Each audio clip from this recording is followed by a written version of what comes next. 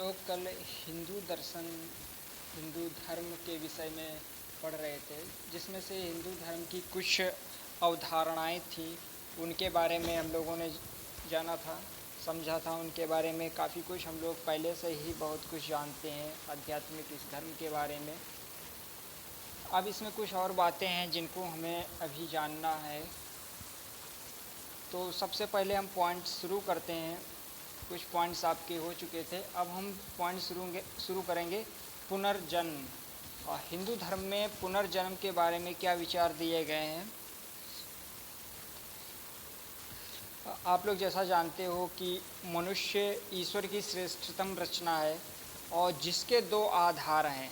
प्रथम आधार है कि संरचना की दृष्टि, पहला आधार है संरचना की दृष्टि से, और दूसरा जो आधार है वो उद्देश्य की गुरुता की दृष्टि से।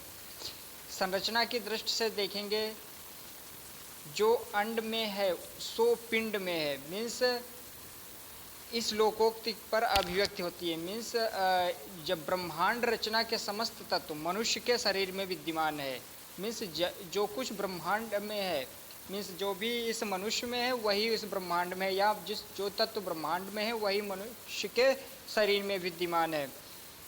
और इन्हीं दर्शन शास्त्रों में इन्हीं तत्वों का विश्लेषण भी किया गया है। और हम लोगों ने कल उपनिषदों में जो संरचना की दृष्टि से 3 शरीर वाला इन्होंने उपनिषदों में माना गया है, जिसमें बृहदारण्यक उपनिषद के अनुसार स्थूल शरीर, सूक्ष्म शरीर और कर्म शरीर के बारे में हम लोगों ने कल जाना था। और इसके बाद में तैत्तिरीय उपनिषद और जो कुछ और उपनिषद हैं उनमें पंचकोश के माध्यम से मनुष्य शरीर की संरचना को स्पष्ट किया गया है, जिनमें से पहला है अन्नमय कोश। आप लोगों ने साइकोलॉजी में भी पढ़ा होगा अन्नमय कोश। इसमें क्या है कि जो स्पष्टता स्थूल शरीर से संबंधित होता है, इसके अंतर्गत मनुष्य की समस्त इंद्रियां आती हैं इस अन्नमय कोश में। दूसरा है प्राणमय कोश। इसके अंतर्गत समस्त शरीर में सूक्ष्मतम रूप में प्राण, अपान, व्यान, समान और उदान के रूप में स्थित रहता है। और तीसरा है मनोमय कोश। इसके अंतर्गत प्राण से भी सूक्ष्म शरीर में सर्वत्र रहता है, परंतु मुख्य देश हृदय है। इसी के कारण व्यक्ति कामना करता है और सोते जागते वह क्रिया करता है। समस्त इंद्रियों को यही मनोमय आदेश देता है, अर्थात हम कह सकते हैं ये इंद्रियों का राजा है। और चौथा है विज्ञानमय कोश। इसके अंतर्गत बुद्धि का स्थान मस्तिष्क है, मतलब इसके अंतर्गत जो मेन पॉइंट्स आएगा वो होगा बुद्धि, आपका वो मस्तिष्क होगा। इसके द्वारा हम परा और अपरा दोनों ज्ञान को संभव कर सकते हैं। श्रद्धा, ऋतु, सत्य और योग इसके भी अभिन्न अंग हैं इस विज्ञानमय कोश के। और पांचवा होगा आपका आनंदमय कोश। इसके अंतर्गत प्रेम, मोद, प्रमोद, आनंद इसके अंग है। और ब्रह्मा इसका आश्रय स्थान है, मतलब जो आनंदमय कोश है यह ब्रह्मा का आश्रय स्थान है। यही मनुष्य का कारण है जिसके जानने से मनुष्य मोक्ष का अधिकारी बनता है, क्योंकि आनंद से ही ये सब प्राणी उत्पन्न होते हैं। उत्पन्न होने पर आनंद के द्वारा ही जीवित रहते हैं और प्रयाण करते समय आनंद में ही समा जाते हैं। इसलिए इसे ब्रह्मा का स्थान, आश्रय स्थान बोला गया है। हिंदू धर्म में सामान्य रूप से मनुष्य की संरचना कुछ और प्रकार से भी बताई गई है, जो आप लोगों ने पहले भी पढ़ा है। प्रकृति पहला होगा प्रकृति। इसके अंतर्गत आपके सत, रज, तम आएंगे। फिर होगा पंच महाभूत, आकाश, वायु, अग्नि, जल और पृथ्वी। 5 तन्मात्राएं हैं। शब्द, स्पर्श, रूप, रस, गंध और महतत्व है, जिसके अंतर्गत बुद्धि, अहंकार, मन और चित्त आती हैं। उसके बाद 10 इंद्रियां या जिसे ज्ञानेंद्रियां जो होंगी आपकी, और 5 कर्मेंद्रियां। ज्ञानेंद्रियां आप लोग जानते हो, आँख, कान, नाक, जिह्वा और त्वचा। कर्मेंद्रियां मुख, हाथ, पैर, गुदा और उपस्थ। और नंबर 6 पर आत्मा, नंबर 7 पर परमात्मा। ये सारी चीज़ें इसके अंतर्गत आएंगी।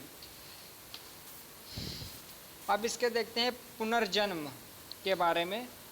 इसी के अंतर्गत है पुनर्जन्म भी यथार्थ है, और यह जन्म, मरण तथा पुनर्जन्म जन्म मृत्यु की एक स्वाभाविक चक्रीय प्रक्रिया का एक ही अंग है। इस प्रक्रिया में क्या होता है कि शरीर नाशवान तत्व है किंतु आत्मा निरंतर बने रहने वाला तत्व है। जैसे आप लोगों उसमें भी श्लोक में भी पढ़े होंगे, कर्म फल के संदर्भ में विचार करने में 3 प्रकार के जो कर्म के हैं, 3 प्रकार के स्वरूप मिलते हैं। पहला है आपका संचित कर्म। इस श्रेणी में वे सभी कर्म होते हैं जिन्हें व्यक्ति ने पूर्व जन्म में किया है। और फिर होता है प्रारब्ध कर्म। इसके अंतर्गत पूर्व जन्म के संचित कर्मों में जिन कर्मों का फल व्यक्ति वर्तमान जीवन में भोगता है उसे प्रारब्ध कर्म कहा जाता प्रारब्ध कर्म कहते हैं। और क्रियामाण कर्म, इसके अंतर्गत व्यक्ति द्वारा इस जन्म में जो कर्म किया जाता है वह क्रियामाण कर्म कहलाता है। संचित कर्म का भाग जो प्रारब्ध कर्म भोगने के उपरांत शेष बचता है तथा क्रियामाण कर्म इन मतलब जो क्रियामाण कर्म है इन दोनों पर ही आधारित रहता है, संचित कर्म और आपके प्रारब्ध कर्म पर। मनु ने बताया कि वैदिक कर्म दोष से मनुष्य स्थावरता अर्थात वनस्पति पेड़ पौधों को, वाचिक दोषों से पशु पक्षित्व को, मानस दोषों से चांडालत्व को प्राप्त होता है। अर्थात मनु ने जिस प्रकार के कर्म सात्विक, राजस और तामस ये 3 वर्ग बताए हैं, इसी प्रकार के कह सकते हैं इसमें 3 प्रकार के गुणों वाले व्यक्तित्व के भी लक्षण बताए हैं। सात्विक लक्षण, राजसिक लक्षण, तामसिक लक्षण। कह सकते हैं कि इसमें मृत्यु उपरांत आपको उसी के अनुसार सात्विक पुरुष वालों को मृत्यु उपरांत देवत्व के रूप में प्राप्त होता है। और राजसिक मनुष्यत्व को और तामसिक पुरुषत्व वालों को त्रियक योनि को प्राप्त होता है। तामसिक व्यक्ति वाले अपने दुष्कर्म के अनुसार क्रमशः स्थावर क्रमी कीट, जो तामसिक व्यक्ति वाले होते हैं वो स्थावर क्रमी बनते हैं, कीट बनते हैं, मछली है, सांप है, कछुआ है, पशु है, मृग है, हाथी, घोड़ा, शूद्र, निंद्रित म्लेच्छ जाति, सिंह, बाघ और सुअर जैसे चारण, गरुड़, दाम्भिक पुरुष, राक्षस और पिशाच जैसी योनियों में उन लोगों का जन्म होता है जो तामसिक प्रवृत्ति के होते हैं व्यक्ति। और रजोगुण व्यक्ति मृत्यु पर्यंत अपने क्रमानुसार झल्ल, मल्ल, पहलवान, नट, शस्त्र जीवी, जुआरी, मध्यपापी, राजा, क्षत्रिय, पुरोहित और विवाद प्रिय तथा गंधर्व, गुह, यक्ष, देवी के विद्याधर आदि अनुचर और अप्सरा योनियों में जन्म लेते हैं। और जो सात्विक गुण वाले होते हैं वो व्यक्ति मृत्युपरांत वानप्रस्थ, सन्यासी, ब्राह्मण, विमानचारी, नक्षत्र, दैव, ज्योतिवत्सर, पितृगण, साध्यगण, ब्रह्मा, मरीच आदि महर्षि जैसे योनियों में और महान योनियों में ये लोग जन्म लेते हैं, जो उच्च योनियों में इनको रखा गया है। अब इसके बाद में हम लोग देखेंगे कर्म फल के पॉइंट देखेंगे। इस हिंदू धर्म में क्या अवधारणा दी है कर्म फल के बारे में। तो कर्म फल में प्रत्येक जन्म के दौरान जीवन भर किए कृत्यों का फल आत्मा को अगले जन्म में भुगतना पड़ता है। अच्छे कर्मों के फलस्वरूप अच्छी योनि में जन्म होता है और मनुष्य जो योनि है वो एक सर्वश्रेष्ठ योनि मानी जाती है। परंतु कर्म फल का अंतिम लक्ष्य मोक्ष प्राप्ति अथवा आत्मा का ब्रह्मा लीन हो जाना ही है। मतलब जो अंतिम लक्ष्य होगा कर्म फल का, जिस प्रकार से आप कर्म करोगे वो आपका अंतिम लक्ष्य होगा आत्मा का जो है ब्रह्मा में लीन हो जाना। अब इसके बाद में देखेंगे पॉइंट्स स्वर्ग और नरक, इसके बारे में क्या कल्पना की गई हिंदू धर्म में। इसमें कर्म फल से संबंधित 2 लोक बताए गए हैं। जिस प्रकार से आप कर्म करोगे उस प्रकार से आपको उस लोक में भेजा जाएगा, स्वर्ग या नरक। स्वर्ग में क्या मिलता है, देवी देवता अत्यंत ऐशो आराम की ज़िंदगी जीवन व्यतीत करते हैं, ये सारे स्वर्ग में मिलता है। जबकि नरक क्या होता है, अत्यंत कष्टदायक, अंधकारमय और निकृष्ट। इस प्रकार का ये नरक की कल्पना की गई है। अच्छे कर्म करने वाला प्राणी मृत्यु पर्यंत स्वर्ग में और बुरे कर्म करने वाला नरक में स्थान पाता है। जैसे हम लोगों ने जब मेटाफिजिक्स पढ़ा था उस समय हम लोगों ने ईश्वर के बारे में पढ़ा था उस समय स्वर्ग नरक की हम लोगों ने कल्पना की थी, किस प्रकार से स्वर्ग और नरक की कल्पना मनुष्यों के द्वारा या हमारे जो पूर्व के वेद पुराण उपनिषद हैं इनमें किस प्रकार से की गई है, इस बारे में हम लोगों ने काफ़ी जानकारी पहले ही पढ़ी थी। अब इसके बाद में देखेंगे मोक्ष। मोक्ष से हिंदू धर्म में क्या तात्पर्य है? मोक्ष का तात्पर्य होता है आत्मा का जीवन मरण के दुष्चक्र से मुक्त हो जाना और परम ब्रह्मा में विलीन हो जाना, यही मोक्ष होता है। इसके लिए निर्विकार भाव से सत्कर्म करना और ईश्वर की आराधना आवश्यक है। अर्थात इस प्रकार से हमें मोक्ष प्राप्ति हो सकती है। हमें निर्विकार भाव से हमें सत्कर्म करते रहना होगा और ईश्वर की आराधना करते रहना होगा, तब हम परम ब्रह्म में लीन हो जाएंगे, अर्थात मोक्ष की प्राप्ति हो जाएगी। अब इसके बाद में हम लोग देखेंगे 4 युग के बारे में। 4 युग होते हैं, आप लोग जानते हो युग कौन कौन से हैं, काफ़ी आप लोगों ने पढ़ा है। तो वही 4 युग के बारे में हम लोग यहाँ पर पढ़ेंगे। तो वो 4 युग कौन कौन से हैं? पहले तो युग का अर्थ क्या होता है? युग का शाब्दिक अर्थ होता है एक निर्धारित संख्या के वर्षों की काल अवधि, अर्थात जो काल गणना होती है उसे हम युग कहते हैं। 4 युग माने गए हैं अपने इस धर्म में, हिंदू धर्म में। पहला है सतयुग, जिसे हम सत्य युग भी कह सकते हैं, और दूसरा है आपका त्रेता युग, तीसरा है द्वापर युग और चौथा है कलयुग। ये 4 प्रकार के युग हमारे हिंदू धर्म में मान्यता है इन युग की। सतयुग का जो तीर्थ स्थल था वो था पुष्कर, और इस युग में पाप की जो मात्रा थी वो 0 विश्वा थी। 0 विश्वा मीन्स जानिएगा, 0 विश्वा मीन्स 0% इसमें पाप की मात्रा थी, अर्थात पुण्य की मात्रा 20 विश्वा होती है। 20 विश्वा मीन्स 100%, अर्थात 1 विश्वा बराबर 5% होता है, जो इसकी गणना की गई है। तो 20 विश्वा यहाँ पर बोला गया है पुण्य की मात्रा, तो 5 से मल्टीप्लाई कर देंगे तो 100% यहाँ पर पुण्य की मात्रा होगी और पाप की मात्रा 0 होगी। और इस युग के अवतार भी बहुत सारे हुए हैं। भगवान ने कई रूपों में अवतार लिया है विष्णु अवतार में, जैसे मत्स्य, कूर्म, वाराह और नरसिंह जैसे ये अमानवीय अवतार लिए गए हैं इस युग में, सतयुग में। और इसके बाद में इस युग की जो मुद्रा थी वो रत्नमय थी, और जो पात्र थे, पात्र मीन्स बर्तन, वो स्वर्णमय बर्तन थे। और इस युग की जो कालावधि है, मीन्स इसकी अवधि है, इसको हम इसकी जो पूरी गणना है, मतलब ये कितने वर्ष का समय रहता है सतयुग का, ये 17,28,000 ये मानव वर्ष के 17,28,000 वर्ष तक ये युग सतयुग रहता है। और सतयुग में क्या होता है कि धरती पर आत्माओं का वास हुआ करता था सतयुग काल में, जिसे वर्ड ऑफ साउल भी कहा जाता है। वर्ड ऑफ साउल, जैसे हर शरीर का अंत होता है, ठीक वैसे ही एक समय आत्मा का अंत भी आता है। ऐसा माना जाता है कि सतयुग मीन सतयुग का जो काल है वो आप लोगों को बताया 17,28,000 साल है इसका काल, जिसमें एक सामान्य व्यक्ति, मतलब इसमें एक जो सामान्य व्यक्ति की आयु थी वो लगभग 1,00,000 वर्ष तक थी। और इनका कद जो था, हाइट थी जो व्यक्ति की थी, वो लगभग 32 फीट के आसपास थी। और इस युग में इंसान अपनी इच्छा अनुसार मृत्यु को भी प्राप्त कर सकता था, मीन्स सतयुग में इस प्रकार से थी। और उसके बाद में अब देखते हैं त्रेता युग। त्रेता युग के बारे में जानते हैं। हम लोग जानते हैं कि चारों युगों में हनुमान जी एकमात्र ऐसे भगवान हैं जो अमर हैं, और हनुमान जी ने भीम को इन चारों युगों के बारे में बताया था। जो 4 युग थे, इन चारों युगों के बारे में भीम को बताया था हनुमान जी ने, कि किस युग में क्या होता है और इसकी पूरी गणना किस प्रकार से है। ये सारी चीज़ें हनुमान जी ने भीम को बताया था।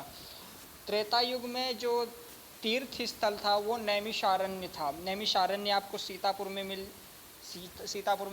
जाएगा, उत्तर प्रदेश के। और इस युग में पाप की जो मात्रा थी वो 5 विश्वा थी। 5 विश्वा मीन्स 25%। और जो पुण्य की मात्रा थी वो 15 विश्वा मीन्स 75% पुण्य की मात्रा यहाँ पर थी इस त्रेता युग में। और इसमें जो अवतार हुए हैं वो है वामन अवतार हुआ, परशुराम अवतार हुआ, राम भगवान का अवतार हुआ, मर्यादा पुरुषोत्तम श्री राम का भी अवतार हुआ। वामन का अवतार किस लिए हुआ था जानते हो? बलि का उद्धार करके पाताल भेजना, इसके लिए वामन का अवतार हुआ। परशुराम का अवतार हुआ मदांध क्षत्रियों का संहार के लिए, परशुराम जी ने अवतार लिया। और राम का अवतार आप लोग पूर्णतः जानते हो कि रावण का संहार करने के लिए राम का अवतार हुआ। और इस युग में जो मुद्रा थी वो स्वर्ण थी और पात्र जो थे वो चांदी के पात्र थे, मीन्स बर्तन जो है वो चांदी के थे। और इस युग का जो समय होगा, त्रेता युग का समय होगा, वो 12,96,000 मानव वर्ष होगा। और इस युग में जो मानव की आयु थी वो लगभग 10,000 वर्ष तक इसमें आयु होती थी, मानव वर्ष की आयु होती थी। और इसमें जो मनुष्य की लंबाई होती थी वो लगभग 21 फीट के आसपास माना जाता है इस पुराणों के अनुसार। ये त्रेता युग का काल हुआ। अब इसके बाद में हम द्वापर युग में जाएंगे।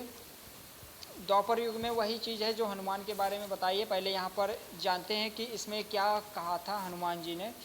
जब द्वापर युग में गंधमादन पर्वत पर महाबली भीमसेन हनुमान जी से मिले,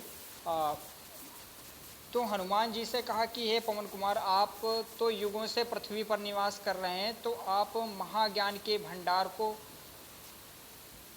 बल बुद्धि में प्रवीण हो, कृपया आप मेरे गुरु बनकर मुझे शिष्य रूप में स्वीकार करके मुझे ज्ञान की भिक्षा दीजिए। तभी हनुमान जी ने कहा कि हे भीमसेन, सबसे पहले सतयुग आया, उसमें जो कामना मन में आती थी वो कृत या पूरी हो जाती थी, इसलिए इसे क्रेता, सतयुग को क्रेता युग की भी संज्ञा दी जाती है। इसमें धर्म को कभी हानि नहीं होती थी। उसके बाद में त्रेता युग आया, इस युग में यज्ञ करने की प्रवृत्ति बन गई, इसलिए इसे त्रेता युग भी कहा जाता है। त्रेता युग में लोग कर्म करके कर्म फल प्राप्त करते थे। और कहते हैं फिर द्वापर युग आया, इस युग में वेदों के 4 भाग हो गए और लोग शतभ्रष्ट हो गए, धर्म के मार्ग से भटकने लगे और अधर्म बढ़ने लगा। अब जो युग आएगा, मीन्स जो अगला युग आएगा वो होगा कलयुग। इस युग में धर्म खत्म हो जाएगा, मनुष्य को अपनी उसकी इच्छा के अनुसार फल नहीं मिलेगा, चारों ओर अधर्म ही अधर्म का साम्राज्य ही दिखाई देता है।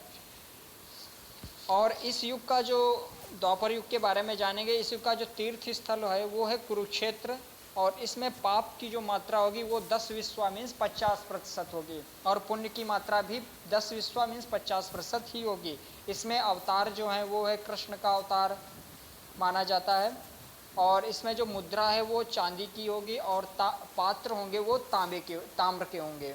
और इस युग की जो समय गणना है, इस युग का जो समय है द्वापर युग का, वो 8,64,000 मानव वर्ष है। और इस युग में जो मानव की आयु है 1,000 वर्ष तक रह सकती है। और इस युग में मानव की जो लंबाई है वो 11 फीट के आसपास रहेगी। ये द्वापर युग का काल था। और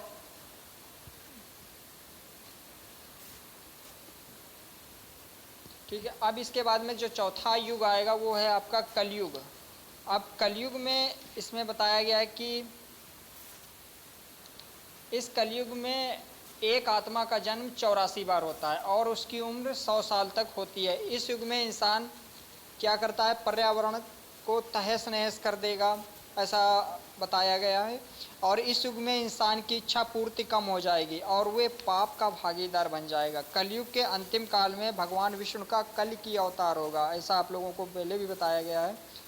और यह अवतार विष्णुयश नामक ब्राह्मण के घर में जन्म लेगा।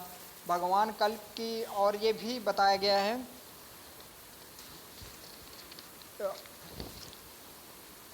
ये भी बताया गया है कि इसमें जो कल के अवतार होगा वो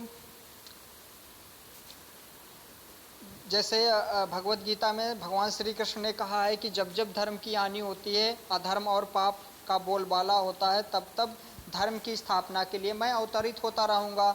तो श्रीमद् भागवत पुराण के जो 12वें स्कंद में लिखा है कि भगवान का कल के अवतार कलयुग के अंत और सतयुग के संधिकाल में होगा। और वहीं पर अग्नि पुराण के 16वें अध्याय में कल के अवतार का चित्रण किस प्रकार से किया गया, उसमें कल के अवतार का जो चित्रण किया गया वो तीर कमान लेकर धारण किए हुए एक घुड़सवार के रूप में इसका वर्णन किया गया है, और ये भविष्य में होंगे। और इसके साथ में कलि की पुराण एक लिखा गया है, इसमें बताया गया है कि जो कलिकियाँ हैं वो हाथ में एक चमचमाती हुई तलवार लेकर एक सफ़ेद घोड़ा उसका नाम होगा देवदत्त नाम का एक घोड़ा होगा, उस पर युद्ध और विजय के लिए कल्कि निकलेंगे। और सनातन धर्म के अनुसार धर्म ग्रंथों में कल के अवतार से संबंधित एक श्लोक भी दिया गया है, जो इससे दिया गया है, संभल ग्राम मुखस्य ब्राह्मणस महात्मना भवने विष्णु यशसा कलिक प्रादुर्भाव भविष्यति। और अर्थात संभल ग्राम में विष्णु यश नामक श्रेष्ठ ब्राह्मण के पुत्र के रूप में भगवान कलिक का जन्म होगा। और इस कलिक को हम, कलिक अवतार तो होगा ही, इसको हम निष्कलंक अवतार के नाम से भी जानेंगे। और इसमें जब अंत करेंगे उसके बाद में सतयुग का प्रारंभ होगा। उस समय इनकी माता का नाम सुमिति और पिता का नाम तो आप लोगों को बता दिया गया। और इनके बताया गया है कि लिखा भी है कि इसमें इनके 3 बड़े भाई भी होंगे, जिनके नाम होंगे सुमंत, कवि और प्रज्ञा। और इनके जो पुरोहित होंगे कलिक के वो याज्ञवल्क होंगे, और गुरु जो होंगे वो भगवान परशुराम होंगे। और ये कलिक की 64 कलाओं से युक्त होंगे। और इनके परिवार के बारे में बताया गया है कि इनकी 2 पत्नियां होंगी, एक होंगी लक्ष्मी रूपी पद्मा नाम से, और एक होगी वैष्णवी रूपी रमा के नाम से इनकी पत्नियां होंगी। और इसके साथ में इनके पुत्र के भी बारे में बताया गया है, कलिकी के जो 4 पुत्र होंगे, जय, विजय, मेघमाल और बलाहक, ये 4 पुत्र इनके बारे में बताया गया है। और भी ये बताया गया कि जब भगवान इसका एक विशाल तलवार लेकर और तीर कमान लेकर निकलेंगे अधर्मियों का नाश करने के लिए, कि भगवान केवल 3 दिनों में इस पूरी पृथ्वी से समस्त अधर्मियों का नाश कर देंगे। और ऐसा माना जाता है कि अंतिम समय में, जब कलयुग का अंतिम समय होगा, उस समय एक बहुत मोटी धारा से लगातार वर्षा होगी, जिससे चारों ओर पानी ही पानी हो जाएगा और समस्त पृथ्वी क्या होगी, वो जलमग्न हो जाएगी। और इससे प्राणियों का, इस कलयुग में से प्राणियों का अंत हो जाएगा। और इसके बाद उसके बाद क्या होगा, एक साथ 12 सूर्य उदय होंगे, और उनके तेज से, सूर्य के जो तेज होगा उस तेज से पृथ्वी पे जो भी जलमग्न हुआ होगा वो सब सूख जाएगा। और इस प्रकार से सतयुग की शुरुआत हो जाएगी। और इसके बारे में और भी जानते हैं कलयुग के बारे में। इसमें जो कलयुग के तीर्थ स्थान होगा वो गंगा होगी, गंगा नदी होगी। और इसमें पाप की मात्रा होगी वो 15 विश्वा मीन्स 75% इसमें पाप की मात्रा होगी। और जो पुण्य की मात्रा होगी वो 5 विश्वा मतलब 25% पुण्य होगा। अवतार आप लोग जानते हो कल की अवतार होगा। और इसमें मुद्रा होगी वो लोहा होगी, जो मुद्रा चलती है। पात्र होंगे वो मिट्टी के होंगे, या स्टील के जैसे अब चलने लगे, प्लास्टिक के चलने लगे, मिट्टी के इसमें पात्र के बारे में बताया गया है। महर्षि, और इसका जो समय होगा, कलयुग का जो समय होगा वो 4,32,000 मानव वर्ष के समय होगा। मतलब 4,32,000 में ये कलयुग का अंत होगा। उस समय कल की अवतार लेकर के इस 4,32,000 समय में अवतार लेंगे, उसी के कुछ समय पहले। और इसमें मानव की जो आयु होगी वो 100 वर्ष होगी। और इसमें लंबाई होगी मानव की वो 5 फुट 5.5 फुट के आसपास होगी, इसमें मानव की जो लंबाई है। महर्षि व्यास ने 4 युग जो बताए हैं वो देवताओं के 12,000 दिव्य वर्षों के बराबर होते हैं। हिंदू धर्म के सर्वोच्च ग्रंथ, जो सर्वोच्च ग्रंथ है वो पूर्णतः अपरिवर्तनीय है, अर्थात किसी भी युग में इनमें कोई बदलाव नहीं किया जा सकता। ब्रह्मा जी कृत युग में जिस प्रकार सृष्टि का आरंभ करते हैं वैसे ही कलयुग में उसका संहार भी करते हैं। इस युग में कोई ना कोई भगवान, हर युग में कोई ना कोई भगवान जन्म जरूर लेते हैं, अर्थात अवतार जरूर लेते हैं। और भी थोड़ा सा जानेंगे इनके काल गणना के बारे में। जो युग है उसकी काल गणना किस प्रकार से की जा सकती है। सतयुग का जो काल है वो आप लोग बताया है कि 17,28,000 मानव वर्ष है। और त्रेता युग का जो काल गणना है वो 12,96,000 मानव वर्ष है। और द्वापर युग का जो काल गणना है वो 8,64,000 मानव वर्ष है। और कलयुग का है 4,32,000 मानव वर्ष है। अर्थात जो इसका आप कैलकुलेट करोगे तो जो काल गणना होगी अर्थात जो समय आएगा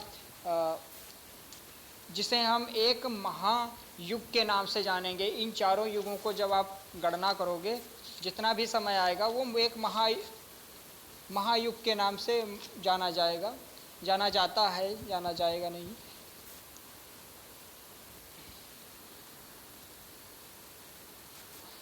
अर्थात जो काल गणना होगी वो 43,20,000 मानव वर्ष के बराबर होगी, ये 4 युगों की।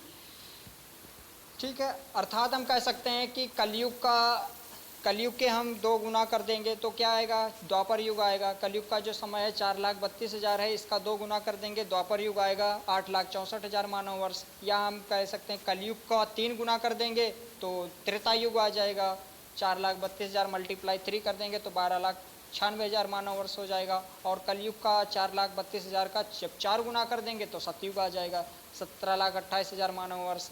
ठीक है, अब इसके साथ में जो विष्णु पुराण आपका है, उसके विष्णु पुराण में भाग 1 तृतीय अध्याय के अनुसार बताया गया है कि 1 मानव वर्ष बराबर 1 दिव्य दिवस या 1 दिव्य दिन होता है।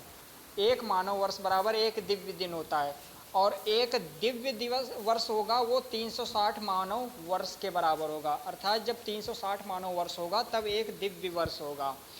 अर्थात इस प्रकार से हम देखेंगे जो पूरी काल गणना होगी, सतयुग की जो समय था 17,28,000 मानव वर्ष, तो इसका दिव्य वर्ष निकलेगा 4,800 दिव्य वर्ष, मतलब 4,800 दिव्य वर्ष आएंगे। और 12,96,000 मानव वर्ष के जो त्रेता युग का समय था उसके 3,600 दिव्य वर्ष निकलेंगे।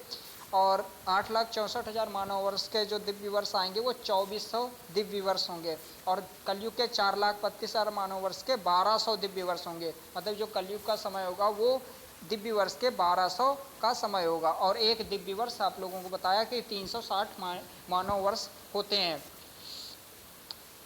और इस सर ये वाला फिर से बता दीजिए सर, जो बता रहे थे कि 1 दिव्य वर्ष बराबर 360 मानव वर्ष, उसके पहले क्या बोले थे सर, ये पूरा समझ में नहीं आया।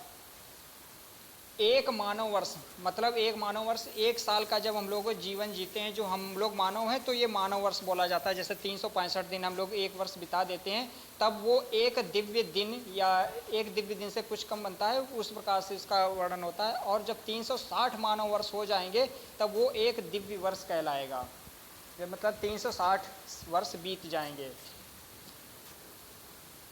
ठीक है, और जिस प्रकार से हम लोगों ने 1 दिव्य वर्ष बोला, दिव्य वर्ष का जो समय बताया है चारों युगों का 4800 दिव्य वर्ष, 3600 दिव्य वर्ष, 2400 दिव्य वर्ष और 1200 दिव्य वर्ष को आप जब टोटल करोगे तब आपके जो 4 युग के दिव्य वर्ष बनेगा वो 12,000 दिव्य वर्ष बनेगा। अर्थात जो 4 युग होंगे, इस 4 युग बराबर होगा 1 महायुग। 4 युग को हम 1 महायुग कह देंगे, या जिसे हम 1 दिव्य युग भी कह सकते हैं। ठीक है, और हमारा जो समय है, जो हम लोग मानते हैं कि पुराणों के अनुसार जो समय माना गया है इस युग की, वो एक कल्प माना गया है। और जो 1 कल्प है वो ब्रह्मा जी का 1 दिन होता है, और वही 1 कल्प ब्रह्मा जी की रात होती है। ठीक है, तो 1 कल्प का कितना समय होता है उसके बारे में हम देखेंगे। 1 कल्प में, जिसे हम 1000 चतुर्युगी युग कह सकते हैं, 1 कल्प बराबर 1000 चतुर्युगी युग। चतुर्युगी मीन्स चारों युग जब बीत जाएंगे तब 1 चतुर्युग होगा। मीन्स आपके 43,20,000 वर्ष बीत जाएंगे तब 1 दिव्य चतुर्युगी युग होगा। या हम कह सकते हैं कि जब 12,000 दिव्य वर्ष बीत जाएंगे तब 1 चतुर्युगी युग होगा। तो ऐसे ही 1000 चतुर्युगी युग होंगे, वो 1 कल्प के बराबर होंगे। या हम कह सकते हैं 14 मनवंतर, इसकी गणना होगी 1 कल्प बराबर 14 मनवंतर। और भी ये माना गया है कि 71 देव वर्ष, 71 देव वर्ष जब व्यतीत हो जाएंगे तब 1 दिव्य वर्ष होगा।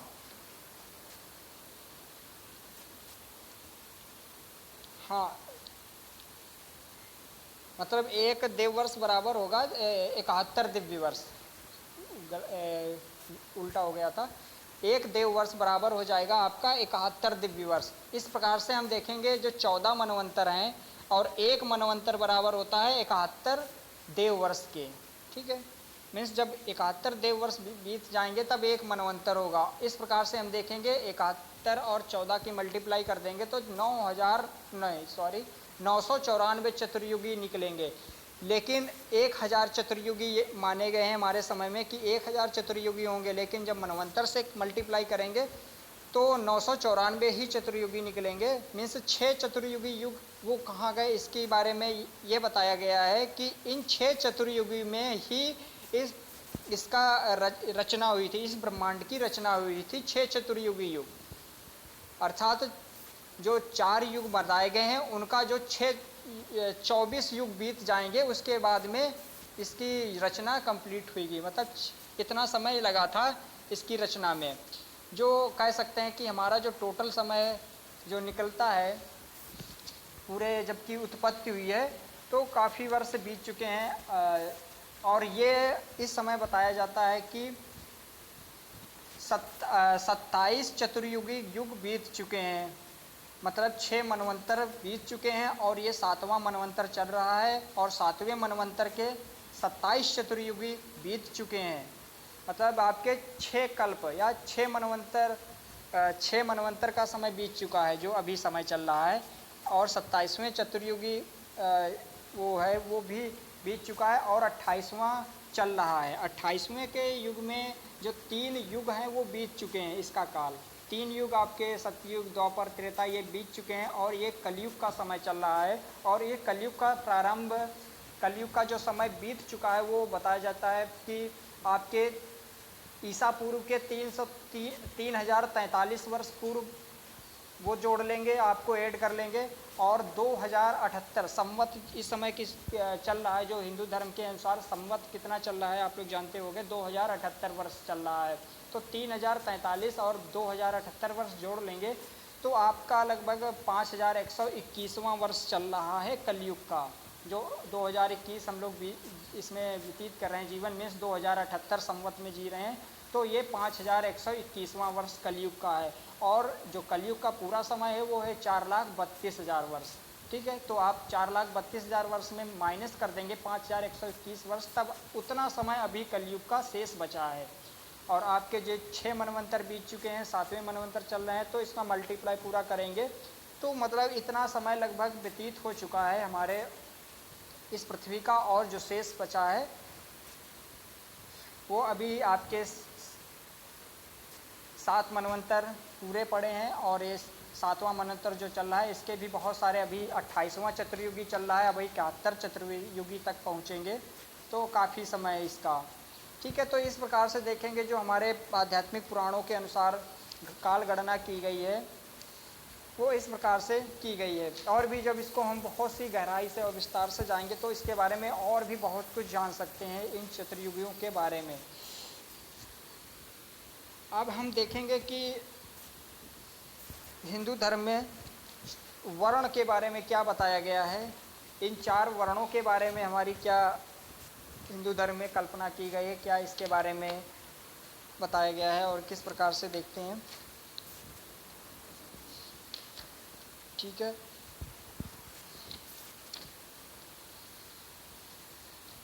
जो 4 वर्ण हैं आप लोग जानते हो, हिंदू समाज में 4 वर्ण विभाजित किए गए हैं, ब्राह्मण है, क्षत्रिय है, वैश्य है, शूद्र है। ये 4 वर्ण प्रारंभ में क्या थे, प्रारंभ में कर्म के आधार पर विभाजित थे, जैसा हम लोग पहले ही जानते हैं। ब्राह्मण का कर्तव्य क्या था, विद्या अर्जन करना, शिक्षण कार्य करना, पूजन करना, कर्मकांड जैसे संपादन, ये ब्राह्मण के थे। क्षत्रिय का धर्मानुसार शासन करना है, धर्म के अनुसार ही शासन करना है, ये क्षत्रिय का कर्तव्य था। देश व धर्म की रक्षा हेतु युद्ध करना होगा। और वैश्यों का जो कर्म होगा वो है कृषि एवं व्यापार द्वारा समाज की आर्थिक आवश्यकताएं पूर्ण करना। और जो शूद्रों का कर्म होगा वो 3 वर्णों, जो 3 ऊपर के वर्ण हैं उनकी सेवा करना और उनकी ज़रूरतों को पूरा करना।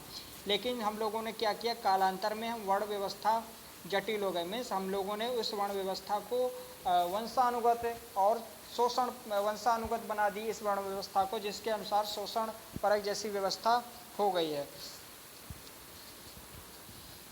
और इसके बाद में देखेंगे शूद्रों को यहाँ पर क्या हुआ, अछूत माना जाने लगा। और इसके बाद में विभिन्न वर्णों के दैहिक संबंधों से भी अन्य मध्यवर्ती जातियों का जन्म हुआ।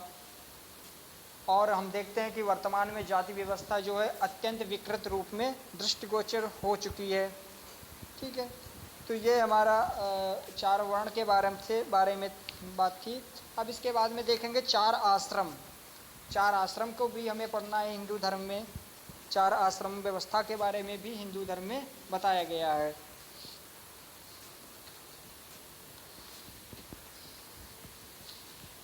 चार आश्रम जो हैं, जो प्राचीन हिंदू संहिताएं हैं उनमें मानव जीवन की आयु जैसे बताई गई है। हम लोगों ने अभी पढ़ा है कि कलयुग में 100 वर्ष की आयु बताई गई है। तो 100 वर्ष की आयु वाला मानते हुए इन्होंने चार चरणों में इन आश्रमों को विभाजित कर दिया। 25-25 वर्ष के लेकर के चार आश्रम बनाए, जिसमें ब्रह्मचर्य, गृहस्थ, वानप्रस्थ और संन्यास, इन सभी की जो संभावित अवधि बताई गई वो 25-25 वर्ष बताई गई है।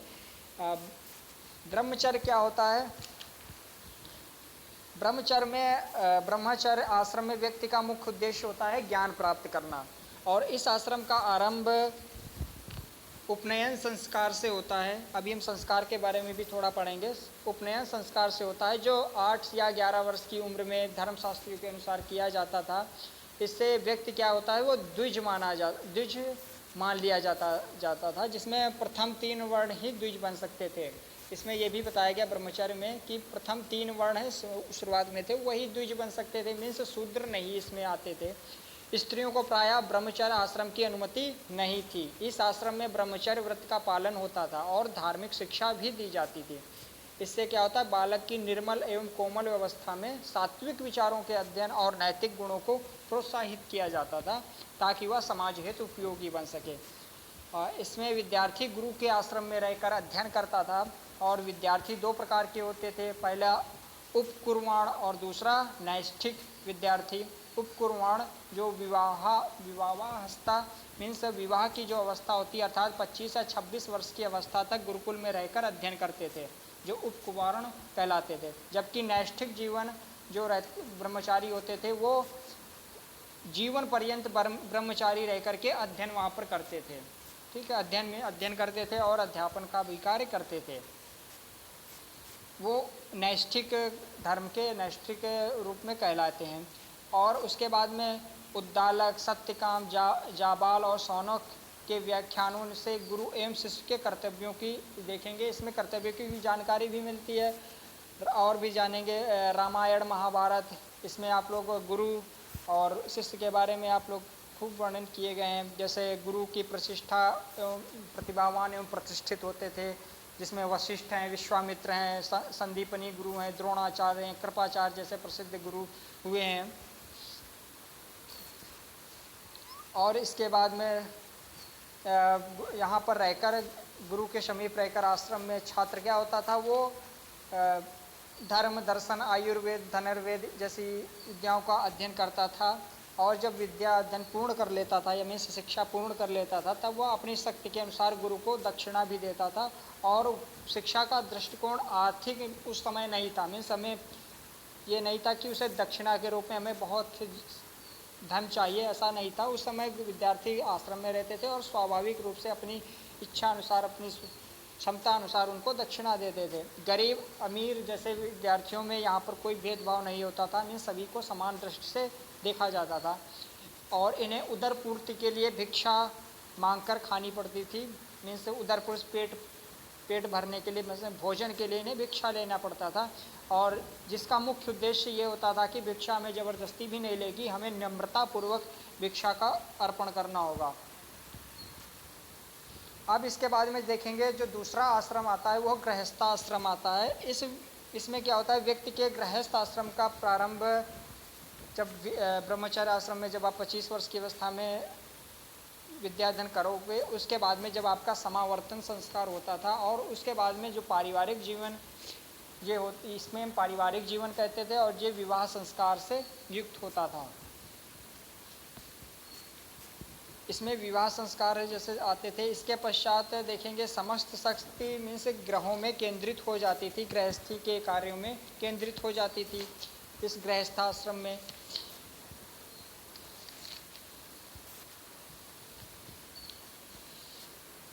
और इसके बाद में देखते हैं कि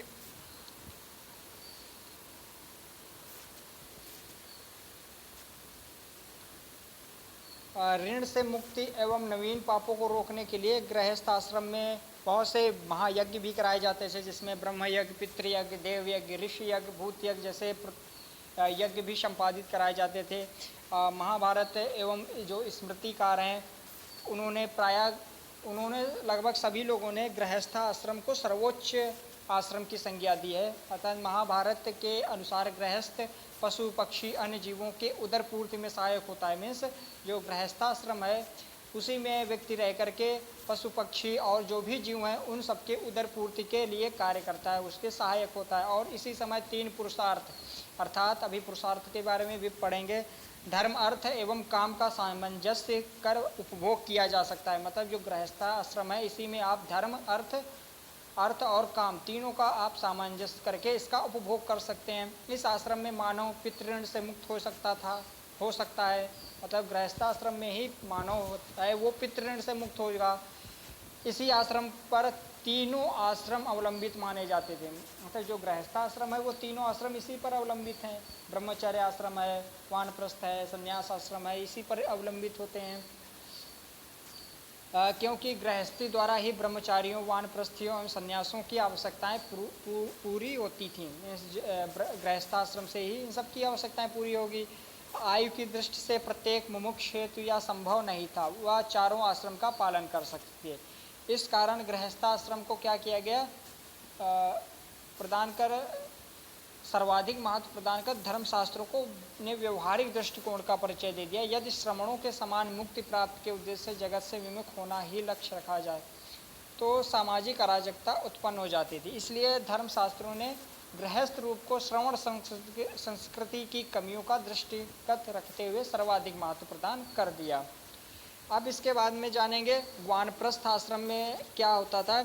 यह जीवन के 50 वर्ष से शुरू होता था और 75 वर्ष की आयु तक की ये अवस्था होती थी और यह आश्रम अवस्था होती थी। इसमें मनुष्य गृहस्थ जीवन है उसका त्याग करके सभी कर्तव्यों को पूरा करने के बाद में प्रवेश पाता था। इस अवस्था में सांसारिक जीवन का त्याग कर पारलौकिक जीवन के लिए चिंतन करना, जंगल में एकांतवास करना और पंच यहाँ महायज्ञों को भी करना पड़ता था। इस अवस्था के प्रमुख कर्तव्य होते थे अनवरत स्वाध्याय करना, तपस्या करना, समता, मुदिता, दानशीलता, अपरिग्रह, प्रेम और सभी प्राणियों के प्रति दया का भाव रखना, ये इस आश्रम की कर्तव्य थे। और मनुस्मृति में कहा गया है कि गृहस्थ जब देखें कि मेरे बाल सफ़ेद हो गए हैं, मतलब गृहस्थ जब देखें, गृहस्थाश्रम के बारे में कहा गया कि गृहस्थ जब देखें कि मेरे बाल सफ़ेद हो गए हैं, त्वचा शिथिल हो गई है, उस समय वैराग्य युक्त हो वानप्रस्थ आश्रम के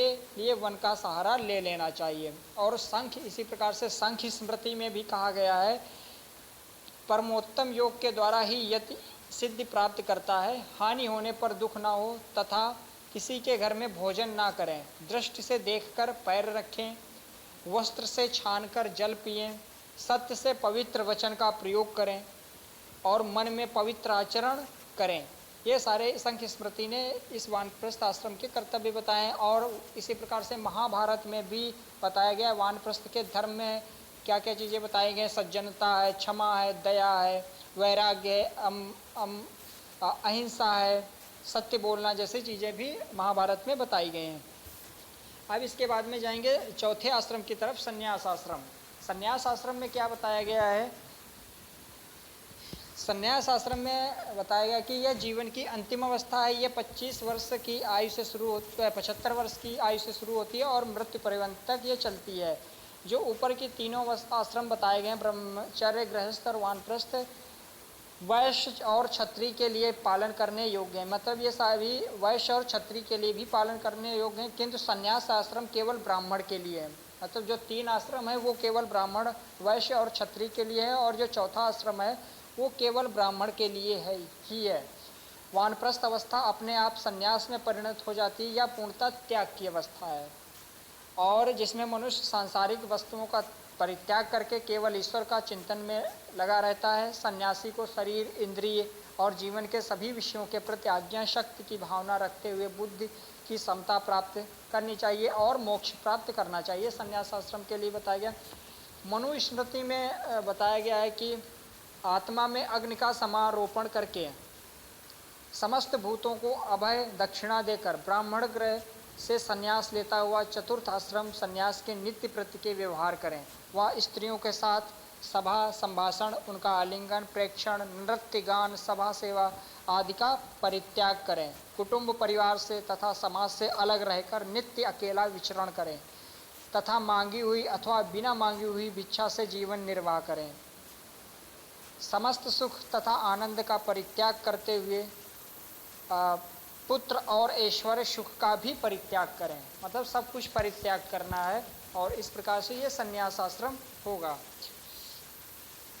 अब इसके बाद में जानेंगे कि 4 पुरुषार्थ के बारे में भी हिंदू धर्म में बताया गया है। तो वो 4 पुरुषार्थ कौन कौन से हैं? पुरुषार्थ किसे कहते हैं? पुरुषार्थ से तात्पर्य उद्यम करने या प्रयत्न करने से। पुरुषार्थ का आशय क्या होता है? मानव के लक्ष्य व उद्देश्य होते हैं, जिसमें कहा गया है कि पुरुषार्थ के बारे में और जानते हैं। उपनिषदों, गीता और स्मृतियों में जीवन के 4 आधारभूत कर्तव्य के बारे में बताया गया है। 4 आधारभूत कर्तव्यों के रूप में पुरुषार्थ का उल्लेख किया गया है, जिसने धर्म, अर्थ, काम और मोक्ष का नाम दिया गया है। चारों पुरुषार्थों को प्राप्त करते ही व्यक्ति जन्म मरण के बंधन से मुक्त हो जाता है। जिसके लिए डॉक्टर राधा कमल मुखर्जी ने भी इसके बारे में कहा है कि वर्णों और आश्रमों के धर्मों और उत्तरदायित्वों की पूर्ति मनुष्य द्वारा 4 पुरुषार्थ के आकलन पर निर्भर करती है। 4 पुरुषार्थ जैसे धर्म है। धर्म को क्या कहा गया है? पुरुषार्थ के रूप में धर्म को एक प्रमुख तथा अति महत्वपूर्ण पुरुषार्थ माना गया है। धर्म व्यक्ति को कर्तव्य पथ पर आगे बढ़ने और अपने दायित्वों का निर्वाह करने की प्रेरणा देता है। धर्म एक ऐसा पुरुषार्थ है जो व्यक्ति को इस जीवन और पारलौकिक जीवन में एक सुंदर समन्वय स्थापित करने की ओर आगे बढ़ाता है। धर्म का तात्पर्य उन सभी कर्तव्यों के पालन से है जो व्यक्ति के साथ साथ समाज की प्रगति में भी योगदान देते हैं। धर्म का तात्पर्य सामान्य धर्म एवं स्वधर्म के पालन से होता है। व्यक्ति को अपने वर्ण धर्म के पालन का आदेश दिया गया। वह 5 महायज्ञों के द्वारा 5 प्रकार के ऋणों से मुक्त हो सकता है। माता पिता, देवी देवता, ऋषि मुनि, अतिथि, प्राणी मात्र के प्रति अपने दायित्वों को निभाता है और त्यागमय जीव की ओर अग्रसर होता है। श्री कृष्ण ने गीता में धर्म पुरुषार्थ के संबंध में कहा है कि जो व्यक्ति प्रत्येक कार्य का फल चाहते हैं तथा जिनका यह विचार है कि स्वर्ग से बढ़कर अन्य कोई दूसरी वस्तु नहीं है, वे अविवेकी होने के साथ ही भोग और ऐश्वर्य में ही भक्ति सकते हैं। उनके अंतःकरण में कोई निश्चयात्मक बुद्धि नहीं होती। धर्म पुरुषार्थ की प्राप्ति वही व्यक्ति कर पाता है जो कर्म करने में विश्वास करता है, उससे प्राप्त होने वाले फल में नहीं। ठीक है, ये धर्म के बारे में है। अर्थ के बारे में क्या बोला गया है? अर्थ का तात्पर्य केवल यहाँ पर धन या संपत्ति से नहीं होता है, अपितु उन साधनों से होता है जिनकी सहायता से हम अपनी भौतिक आवश्यकताओं की पूर्ति करते हैं और अपने अस्तित्व को बनाए रखते हैं। जानते हैं कि धन के बिना व्यक्ति ना तो भली भांति अपने बालकों का भरण पोषण कर सकता है और ना ही पूरी तरह परिवार के लिए सुख सुविधाएं जुटा सकता है, यज्ञ, धन, दक्षिणा एवं अतिथियों का सत्कार कर सकता है। इसी कारण से उद्यम द्वारा गृहस्थ आश्रम में अर्थ को अर्जित करने पर बल दिया गया है। महाभारत एवं स्मृतियों में यहाँ तक कहा गया है कि जो व्यक्ति गृहस्थ आश्रम में अर्थ के पुरुषार्थ को प्राप्त किए बिना वानप्रस्थ या संन्यास आश्रम में प्रवेश कर लेता है, उसे जीवन में मोक्ष की प्राप्ति नहीं होती है। अर्थात जो गृहस्थ आश्रम में आप जब प्रवेश करेंगे उस समय अर्थ आपको प्राप्त करना ही है। अगर इस अर्थ को आप प्राप्त नहीं कर रहे हैं और इसके बाद में आप वानप्रस्थ और संन्यास आश्रम की ओर जा रहे हैं तो इसका आपको फल या मोक्ष की प्राप्ति नहीं होगी। अर्थ का जीवन में बहुत महत्व है, किंतु साथ ही ये भी आवश्यक है कि उचित साधनों से धन कमाएं। धन का उपभोग भी इस प्रकार किया जाना चाहिए कि इससे किसी को कष्ट न हो तथा निंदनीय कार्यों को किसी रूप में भी बढ़ावा न मिले इस अर्थ के द्वारा। उसके बाद में काम के बारे में क्या विचार हैं हिंदू विचारकों के अनुसार जैसे हम देखते हैं कि अर्थ को एक पुरुषार्थ के रूप में स्वीकार किया गया है, वहीं पर साथ ही काम को जीवन का एक लक्ष्य माना गया है। काम का तात्पर्य केवल भोग वासना से नहीं होता है, अपितु सभी प्रकार की इच्छाओं या वासनाओं से होता है। संकुचित अर्थ में कह सकते हैं काम का तात्पर्य यौन निक प्रवृत्ति की संतुष्टि या यौन इच्छाओं की पूर्ति से होता है, जब हम संकुचित अर्थ में देखेंगे। और व्यापक अर्थ के रूप में जाएंगे तो काम के अंतर्गत मानव की सभी प्रवृत्तियां, इच्छाएं तथा कामनाएं आती हैं। मतलब जो कुछ भी हम इच्छा करते हैं, जो भी हम प्रवृत्तियां करते हैं, कामनाएं करते हैं, वो सब भी काम के अंतर्गत आती हैं। काम जीवन के आनंद को व्यक्त करता है और यह आनंद शारीरिक और मानसिक दोनों ही स्तरों पर प्राप्त किया जाता है। इसमें बताया गया कलात्मक जीवन के माध्यम से हम इसमें क्या होता है, कलात्मक जीवन के माध्यम से मानसिक स्तर पर सुख आनंद की अनुभूति करते हैं। इस प्रकार हम समझ सकते हैं कि काम केवल पुरुषार्थ में यौन तृप्ति ही नहीं, केवल अपितु सांस्कृतिक दृष्टि से जीवन के आनंद का उपभोग भी आता है। और एक ओर जहाँ इंद्रिय सुख को व्यक्त करता है, वहीं दूसरी ओर मानव के भावुक व सौंदर्यात्मक व या भावुक जीवन से भी संबंधित होता है। मनुष्य अपने सौंदर्यात्मक या उद्वेगात्मक जीवन को कला के माध्यम से व्यक्त करता है। साहित्य, संगीत, नृत्य, चित्रकला, मूर्तिकला आदि व्यक्ति के इसी जीवन की अभिव्यक्तियाँ हैं।